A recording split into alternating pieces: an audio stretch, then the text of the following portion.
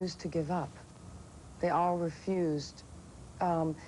It's a little bit like I felt, I think, when everyone said to me, well, you're a little old to start your career again. I mean, basically, the young girls are going to get the parts, and it's not really a profession for someone of your age, you know, to hope that you can make a good living at it now. I didn't listen to them. I said, well, I know what I need in my life. It's the only thing I know how to do, and I'm going to do my best at it, and I refuse to take these limitations. How often do you hear that? You are a role model for me from other women? Well, I hear it a lot, and it's very nice because I've never felt that being older had to be that you were less. And I think that's what's happened in the last 5 or 6 years is that women are beginning to believe that, which is very important for all of us to know that we're living to be 80, 90 years of age. We have a lot of life ahead of us after 30, and we better find something to do in that time. Dynasty is now in its 7th year. Are you going to stay with the show as long as it continues? Well, I'm in a very good position this year because I get to decide whether or not I want to come back next year, but I've not made up my mind that I'm not coming back like the tabloids have said. They've all said I'm leaving, that this is it, and I'm going on, and that's not true. I have not decided yet. As a matter of fact, I'm talking to them now and seeing whether or not it would be something that would be right for me to do next year. What dictates whether it's right to do or not? I think my life. I think where I am personally in my life, and in terms of how much work that I've done and how much time I would have off, you know, I've worked pretty hard. I've found that what most people think is very uninteresting is the best for me. Being with friends, going to the beach, seeing a movie, studying a language, learning something, just being.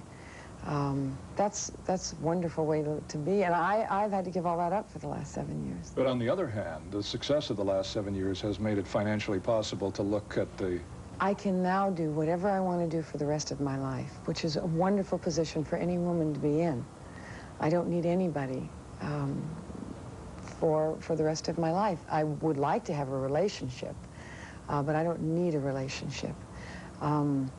I would like to be creative and productive the rest of my life, but I don't need to work.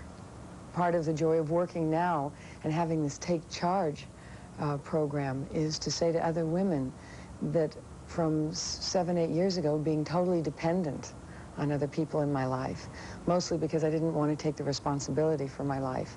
Having taken that responsibility, I now, you know, am free.